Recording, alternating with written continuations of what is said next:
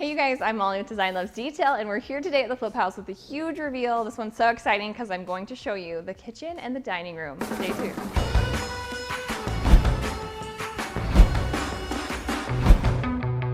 Be sure to subscribe and hit the bell to be notified of future videos. Lots of exciting reveals coming your way. And follow us over on Instagram at Design Loves Detail, the blog, designlovesdetail.com. You can sign up for our e-newsletter there. And also, all the products I'm going to be sharing today are ones that you guys can shop. I will link them in the description, so check there. And then let me know too if I miss anything. Every once in a while, there's one that slips by. So leave us a comment. Let me know what you think about the project and how you like the kitchen. It's definitely a unique shape for sure. So we'll kind of dive into that and talk about how, I guess, it used to be. We had, oh man, a big wall that divided the kitchen and the dining room. It was weird because I didn't realize when it was there how much it was hindering the space. But having those drop down vertical pillars that came down, and then even ones that went across, it was kind of just a maze in a lot of ways, and they were just decorative. So we were happy to take those out and really clean things up and really discovered how much space there is. I knew that the kitchen would be an amazing transformation, but it actually exceeded my expectations because of things like this cabinet here. Such a cool piece. This was built by Prestige Woodworks, and they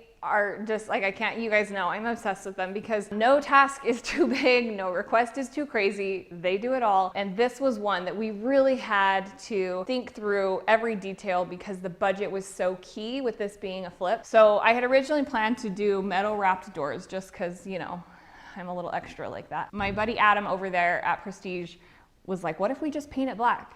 And that was the best suggestion ever because I don't think that it really looks any different than if we had metal wrapped them. Yeah, up close, but in terms of the overall feel and how cool it looks, nothing I think was lost in the overall design by just painting them black. So I'm so happy we did that. We did the black on black hardware. These knobs are a cool one, but really minimal, really clean. I love that there's some open storage for displaying your dishes. And then we also have these huge drawers where you can have more closed storage as well. So there's actually an incredible amount of storage space in this kitchen thanks to this cabinet.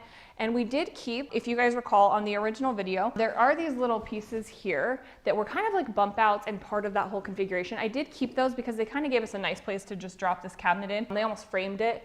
And I really am happy about that, how that turned out. There's just so much height here. You can kind of see, I think I've shown a peek at this cabinet, but you don't grasp, I think, how tall it is. I even have heels on right now. So it's even taller than you think. Look at, watch. Actually, I don't know I'm doing this, but I'm gonna show you. Look how big that is. Isn't that crazy? It's so cool.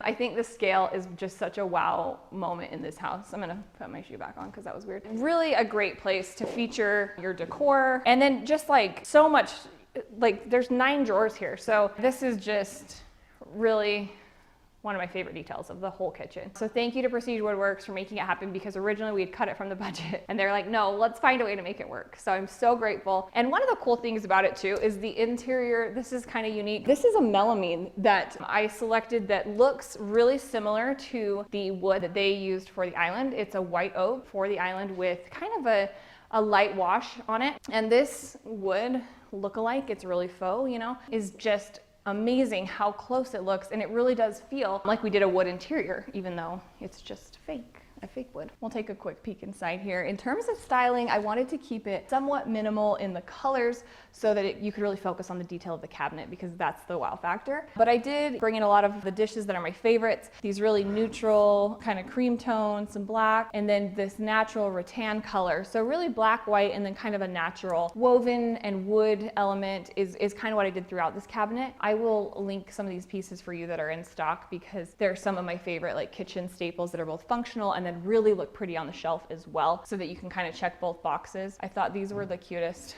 spices. These were over at Bed Bath & Beyond. Really fun because again, useful and still pretty.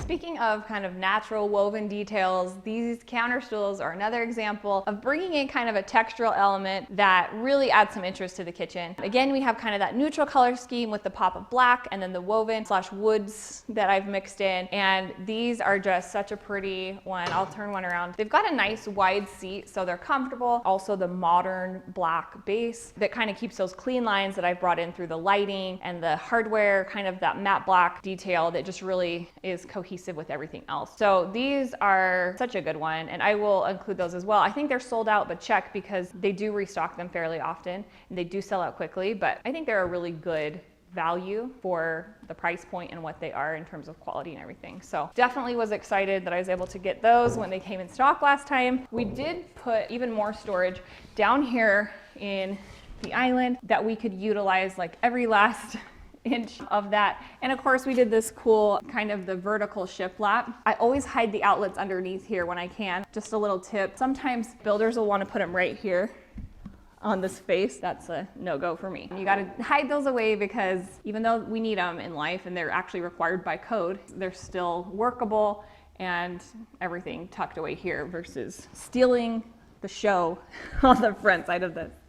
If you guys recall how the kitchen was before, this section here was kind of part of an L-shaped peninsula, and it had that big curved part that I had mentioned in our family room video that kind of cut out into the space there. I wanted to kind of streamline things, make it a little more modern and square it off, but we also did not want to move the plumbing because that's such a big expense and we have to cut into the floor. That just ends up being a real time issue and a cost too when we have to reroute the plumbing. In order to keep this in the same spot, I did want to have this island here kind of as a prep island, and then we did the secondary island for seating, of course, right here, which really gives a grand feel to this kitchen, and we had the space for it, so why not maximize it? The other thing that is so crazy to me is how just much smaller the kitchen felt before. When we had all those columns, I think one of the columns came down somewhere around here, around this section, and so it just cut things in half. And now with it being more open, it's just definitely more functional and very much better looking without those. The dishwasher, actually, we just moved it slightly, but we did these really pretty appliances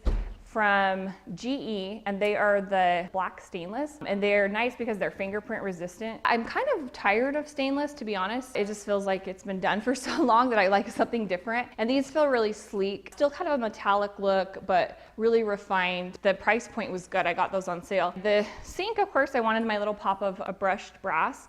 So we did that with the sink, faucet, and then also I did that for the drain. And I went with a black sink with this. I did that at my house too. I just love when you have a darker countertop to kind of have it seamlessly transition into the sink so that the sink doesn't stand out. Because unless you're really like excited about your sink, like you got some type of fancy material, like it's marble or something, I kind of like other things to be the focal point. So we kind of did that with the little bit pop of brushed brass. Again, this is the white oak. It looks so pretty. Here's our pull-out trash cans right next to the sink, which is, I think, the perfect location. Soft close. We spared no detail on the kitchen, thanks to Prestige. These handles too, I love.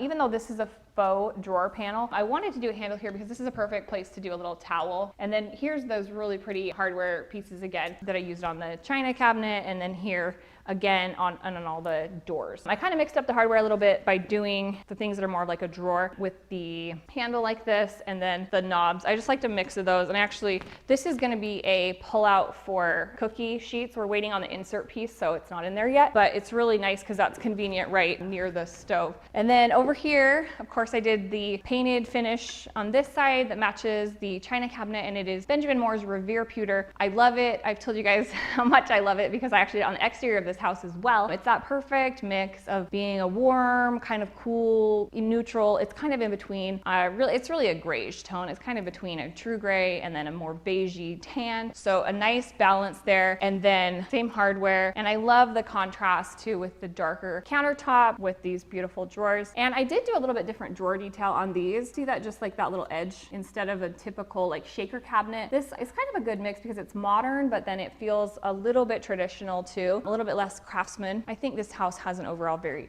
modern, transitional type of feel to it. Backsplash, this is Emser tile again. I love this. It's like a faux type of brick. It's called cinder block. It is, when you see it, it does look like a little concrete block. It has kind of some natural detailing in it, just like a real solid brick would have. When you put the grout on, it kind of fills in those little details, the little recessed parts of the brick so that you get kind of the grout, and it gives you a little bit of dimension. So it's not just a flat white subway tile.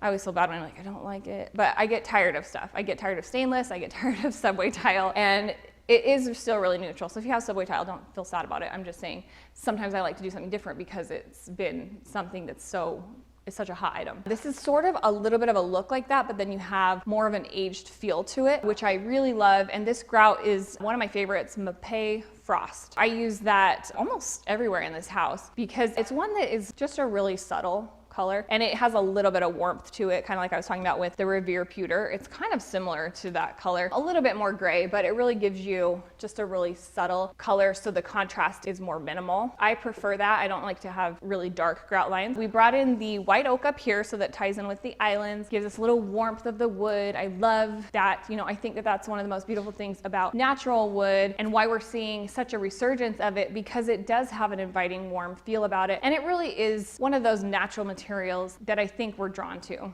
as humans, you know? The shelves are kind of a great place to put more dishes, just a little bit of an accent for your favorite pieces, or even dishes that you might want to be able to grab quickly would work. When I'm styling, I just keep it really simple so that it's a clean, organized look. And then we have some really cute, these are some of my favorite little canisters. They are airtight, but they have, again, that wooden lid so that it just feels nice with the rest of the wood elements in the kitchen. Nice and cohesive and a little bit of warmth. While we're at it too, this is such a cute knife block. It's weird, but like it's fun to have a different color knife because they're usually just the black handle, but having these more cream is just somehow cute. Like knives can be cute. I'll link those, of course, for you in the description. And then range, of course, we've got still that black stainless like I talked about, a really pretty one. We did do a gas range because they had a gas line actually just on the other side because they had a gas dryer, so it was super easy to just tap into that. So range hood, I did a really affordable insert and I'm super happy with it. It has all the functions and it looks really modern and clean and simple, so that was a win because I think it was, gosh, like around $200. And then we did the range hood just to match with the cabinetry, and then, you know, I just love that color against the wood for the shelves. Perfect place to tuck a few cookbooks too. This, I was thinking how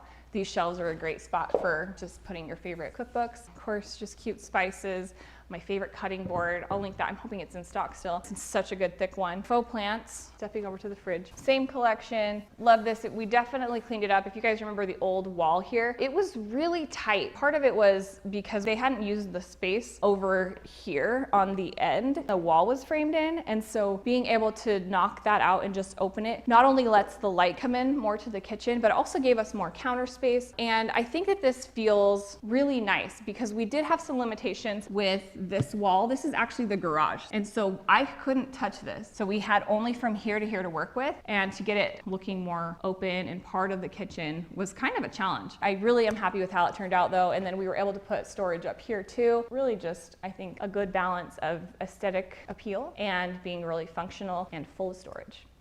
What's nice, I had mentioned to you guys that the butler's pantry area that I created is just right off the kitchen. You can see where the range wall is, and then just behind that, this door here is into the butler's pantry area now, which is so close and convenient that it makes sense to put the microwave there as well as some extra storage for a pantry. On this side of the island, we've got a lot more storage as well. I did drawers down the middle and then just the upper drawers, and then of course some doors below, so we have a good variety of storage options. And the countertop, this is one of my favorites. This is the leathered steel gray, and it's a granite. So I think it looks really expensive, like a high-end stone, but yet it's actually a pretty reasonable price point. So I did this in my home, and it just was too good not to use here with the value that it has. And then it's just really so complementary to so many different colors and the wood tones. So I'm really happy we went with that. This one is actually a little bit darker than is typical with steel gray. It's almost more of a black. Mine's still more, a little bit more gray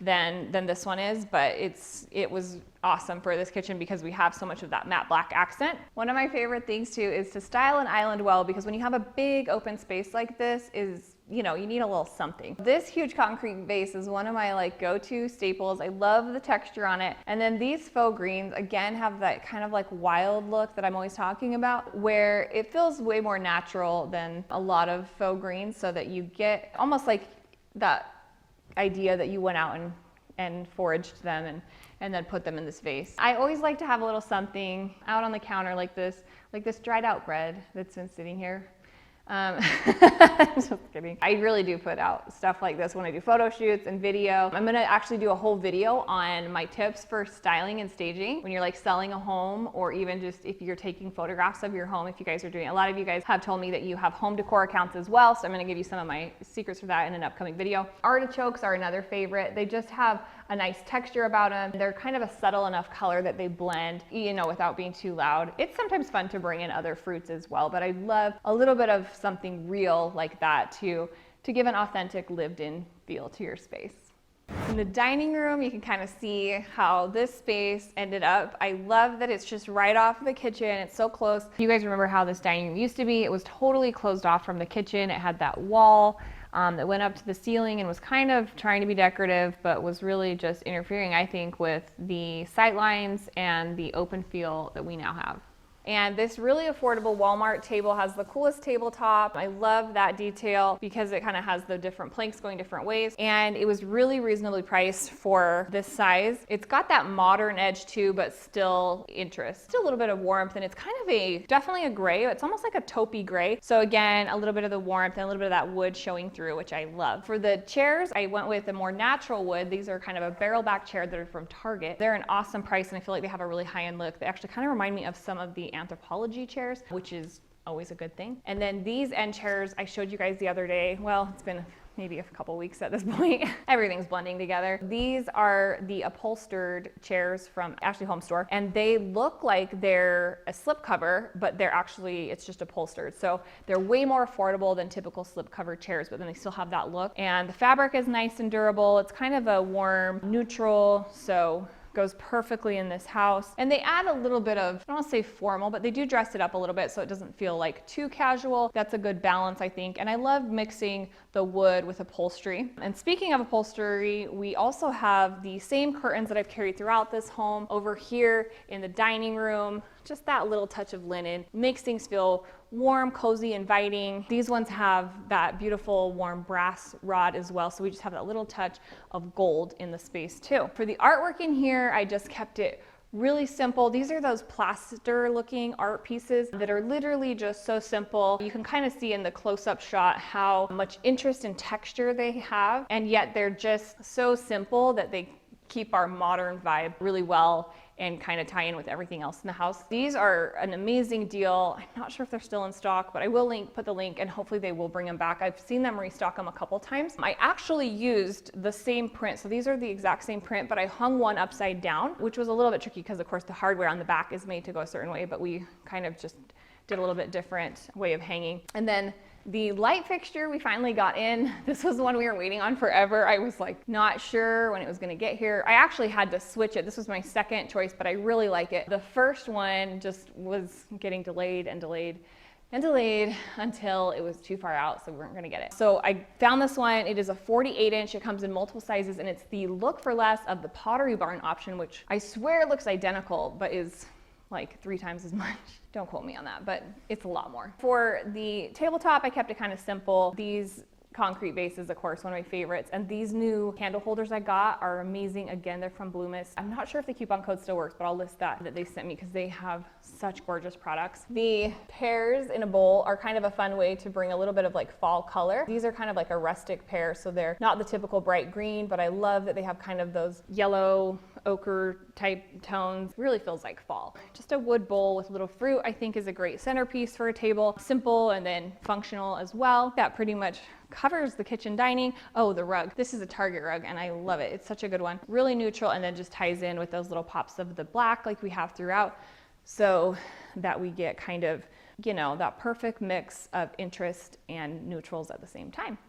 Thank you guys for checking out the dining and kitchen tour. It was so fun to show you what we've been up to. This is kind of like just a big heart of the home, this whole open space. And next week, I'm gonna be sharing the living room, which is probably my favorite spot in the whole house, which is hard to say because there's a lot of them I love. It's awesome. So be sure to subscribe and hit that bell to be notified of the future videos. Give us a like and a comment below. Let me know what you think about the kitchen and the quirky layout, both before and after. I mean, it still is a unique layout. I feel like we did a pretty good job of utilizing all the space, but but I'm curious what you guys think. So let me know. And then also check us out over on Instagram at Design Loves Detail. Always keep an eye on my stories there because that's where I share the daily deals and the restocked product, especially how I've styled certain items throughout our current projects. So definitely a good place to check us out. And then also at designlovesdetail.com for the e-newsletters where you can sign up for that. And we will see you next time.